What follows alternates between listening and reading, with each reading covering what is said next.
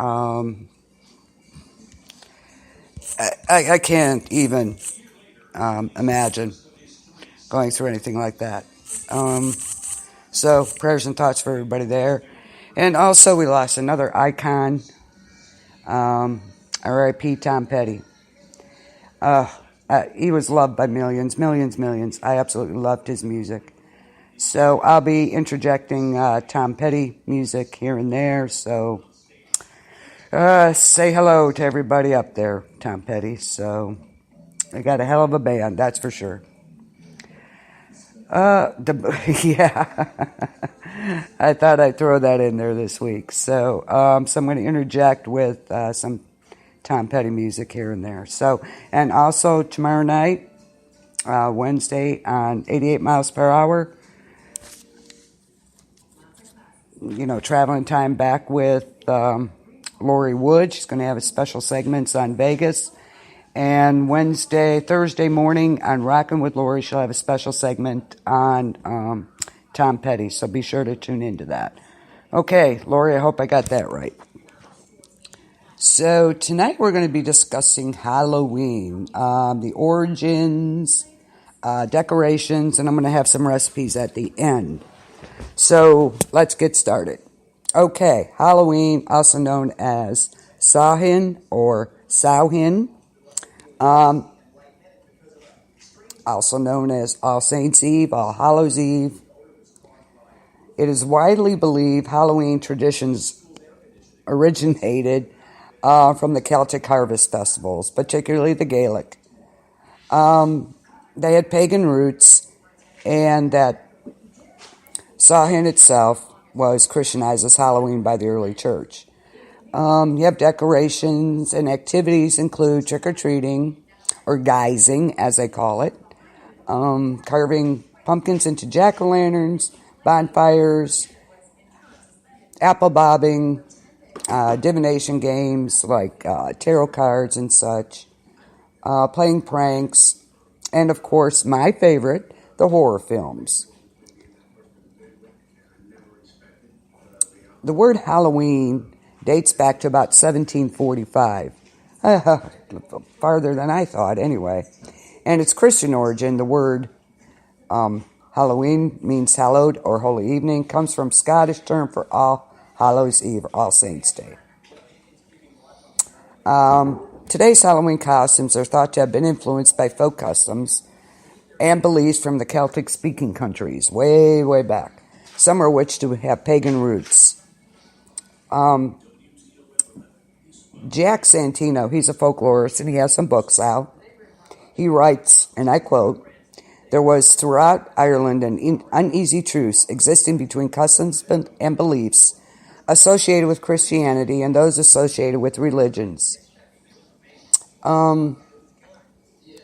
Samhain, or Samhain, was the first and most important of the four quarter days in the medieval Gaelic calendar, and was celebrated on October 31st through November 1st in Ireland, Scotland, and the Isle of Man.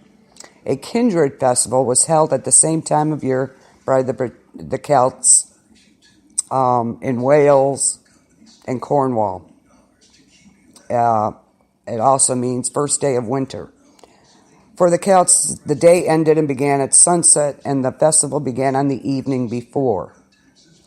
They are mentioned in some of the earliest Irish and Welsh literature, and they have been used by historians to refer to Celtic Halloween customs up to the 19th century. It marked the end of the harvest season and beginning of winter, or the darker half of the year. It was seen as a liminal time, when the boundary between this world and the other world thinned. This meant the Ishi, the spirits or the fairies, could move easily and come into our world and were particularly active. Some scholars believe the Ishi as degraded versions of ancient gods, whose power remained active in the people's minds. The Ishi were both respected and feared, and people often invoked the protection of God when approaching their dwellings. At Samhain, it was believed that the Ishi needed to be bribed, basically, to ensure that the people and their livestock survived the winter. Offerings of food and drink or portions of the crops were left outside for the Ishi. The souls of the dead were also said to revisit their homes seeking hospitality. Places were set at the dinner table and by the fire to welcome them.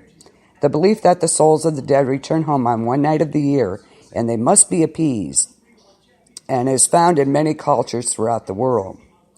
In 19th century Ireland, candles would be lit and prayers formally offered for the souls of the dead. And after this, the eating, drinking, and games would begin. Throughout Ireland and Britain, the household festivities include rituals and games intended to foretell one's future, especially regarding death and marriage. Apples and nuts were often used in these rituals. They included apple bobbing, nut roasting, screeing or mirror gazing, pouring molten lead or egg whites into water, dream interpretation, and others. Special bonfires were lit and there were rituals involving them. Their flames, smoke, and ashes were deemed to have protective and cleansing powers and were also used for divination. In some places, torches lit from the bonfire were carried sunwise around homes and fields to protect them. And it suggested that the fires were a kind of sympathetic magic, like they mimicked the sun, helping the powers of growth and holding back the decay and darkness of winter. They need to be bribed with something there, Chris. I don't know what they're doing. They're becoming a little high maintenance, aren't they? Good luck with that. In Scotland, the bonfires and games were banned by the church. Here we go. Stay out of it. In Wales, bonfires were lit in order to prevent the souls of the dead from falling to earth. And later they served to keep away the devil. From at least the 16th century, the festival included mumming and guising in Ireland. This involved people going house to house in costume or in disguise, usually reciting verses or songs in exchange for food. It may have originally been a tradition whereby people impersonated the Ishi or the souls of the dead. Impersonating these beings or wearing a disguise was believed to protect oneself from them. And it suggested that the mummers and guisers personified the old spirits of the winter who demanded reward in exchange for good fortune. Sounds like the freaks to me. Better feed them. They're going to be knocking on our doors this year. In parts of southern Ireland, the guisers included a hobby horse. This was interesting, I thought. A man dressed as a white mare led youths house to house reciting verses, some of which had pagan overtones, in exchange for food. If the household donated food, it could expect good fortunes. Not doing so would bring misfortune. In Scotland, youths went house to house with masked, painted, or blackened faces, often threatening to do mischief if they were not welcomed. It suggested the ancient festival included people in costume representing the spirits, and that faces were marked or blackened with ashes taken from the sacred bonfires. In parts of Wales, men went about dressed as fearsome beings called Gwarshad. It does sound like them, don't it? Got to bribe them. In the late 19th and early 20th century, in Europe, mumming and hobby horses were part of other yearly festivals. However, in the Celtic-speaking regions, they were particularly appropriate to a night upon which supernatural beings were said to be abroad and could be imitated or warded off by human wanderers. From at least the 18th century, imitating the spirits led to playing pranks in Ireland and the Scottish Highlands. Wearing costumes and playing pranks at Halloween spread to England in the 20th century. Traditionally, pranksters used hollowed-out turnips, often carved with grotesque faces as lanterns.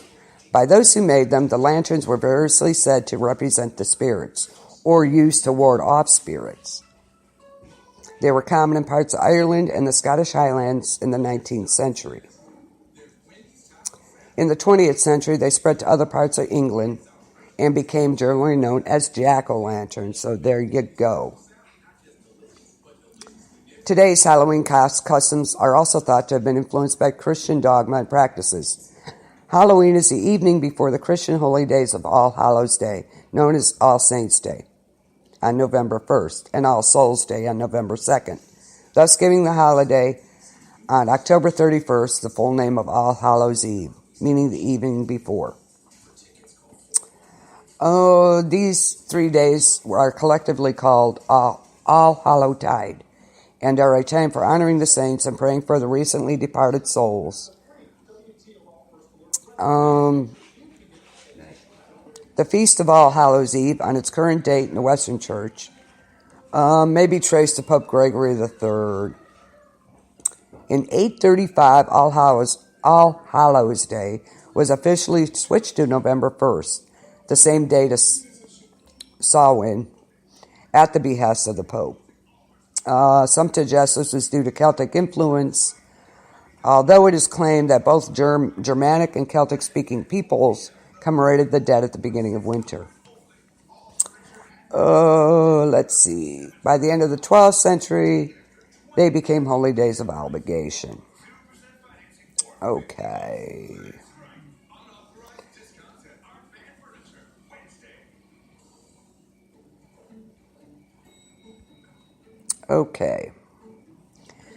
The development of artifacts and symbols associated with Halloween formed over time. Jack-o'-lanterns are traditionally carried by geysers on All Hallows Eve in order to frighten the evil spirits. And there is a popular Irish Christian folktale associated with the jack-o'-lantern, which in folklore is said to represent a soul who has been denied entry into both heaven and hell. And I'm going to read that now. And I quote, "En route home after a night's drinking, Jack encounters the devil and tricks him into climbing a tree. A quick-thinking Jack etches the sign of the cross into the bark, thus trapping the devil. Jack strikes a bargain that Satan can never claim his soul. After a life of sin and drink, Jack is refused entry to heaven when he dies. Keeping his promise, the devil refuses to let Jack into hell and throws a live coal straight from the fires of hell at him. It was a cold night, so Jack places the coal in a hollowed-out turnip to stop it from going out, since which time Jack and his lantern have been roaming looking for a place to rest." Ooh, spooky. Gotta love it. In Ireland and Scotland, the turnip has traditionally been carved during Halloween, but immigrants to North America use the native pumpkin. It's much softer and larger. The American tradition of carving pumpkins is recorded in 1837 and was originally associated with harvest time in general. And it was not associated with Halloween until the mid to late 19th century. I figured that had been a tradition long before that. So it was, in terms of time, fairly recently, mid to late 19th century. The modern imagery of Halloween comes from many sources. Imagery of the skull, a reference to Golgotha in the Christian tradition, serves as a reminder of death and the transitory quality of human life. And skulls have therefore been commonplace in Halloween, which touches on this theme. Traditionally, the back walls of churches are decorated with the depiction of the Last Judgment, complete with graves opening and the dead rising. One of the earliest works on the subject of Halloween is from Scottish poet John Mayne, who in 1780 made note of pranks at Halloween, as well as the supernatural associated with the night. Ghosts, influencing Robert Burns' Halloween, 1785. Elements of the autumn season, such as pumpkins, corn husks, and scarecrows, are also prevalent. Homes are often decorated with these types of symbols around Halloween. The imagery includes themes of death, evil, and mythical monsters. Black, orange, and sometimes purple are Halloween's traditional colors. Okay. Trick-or-treating is a customary celebration for children on Halloween. Excuse me.